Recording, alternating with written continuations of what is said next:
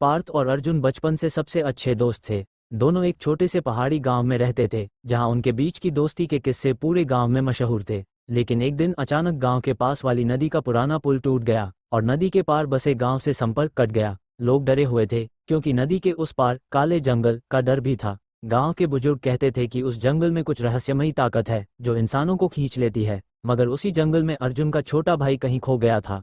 अब अर्जुन अकेला जाने को तैयार था, लेकिन पार्थ ने उसका हाथ पकड़कर कहा, अगर तू जाएगा तो मैं भी तेरे साथ चलूंगा। दोस्ती सिर्फ हंसने के लिए नहीं होती, डर के वक्त साथ खड़े रहने के लिए भी होती है। दोनों ने साथ में एक रस्सी और टॉर्च उठाई और अंधेरे जंगल की तरफ निकल पड़े। जंगल में हवा भी सन्नाटे में चीखती सी लग रही थी, पेड़ों की शाखाओं पर जैसे कोई आंखें गड़ी हो। रास्ते में उन्हें टूटा हुआ एक पुराना लकड़ी का पुल मिला। उस पर चलना जानलेवा था, लेकिन वही एकमात्र रास्ता था। अर्जुन ने डरते हुए कहा, क्या करेंगे? पार्थ बोला, तू मेरा हाथ पकड़, अगर नीचे गिरा तो साथ में गिरेंगे। दोनों एक दूसरे का हाथ पकड़कर हौले हौले उस पुल पर आगे बढ़े। पुल बार बार चरचराता, लकड़ी टूटती, लेकिन उनकी दोस्ती की पकड़ एकदम मजबूत थी। आखिरकार जैसे तैसे वो पुल पार कर गए। जंगल के भीतर उन्हें अर्जुन का छोटा भाई एक गुफा के पास बेहोश मिला। किसी अदृश्य शक्ति ने जैसे उसे जकड़ लिया था। पार्थ ने अपनी टॉर्च की तेज रोशनी से गुफा में चमकते अजीब निशानों पर फोकस किया। तभी पार्थ को एहसास हुआ कि ये कोई भूतिया ताकत नहीं, बल्कि गुफा के अंदर के गैस और आवाज़ों का साइंटिफिक प्रभाव था।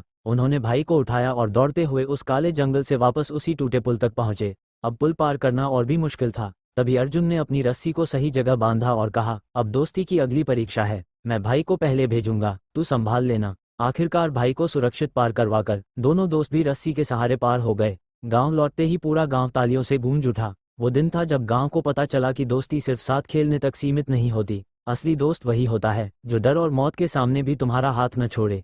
सीख, सच्ची दोस्ती में डर की कोई जगह नहीं होती।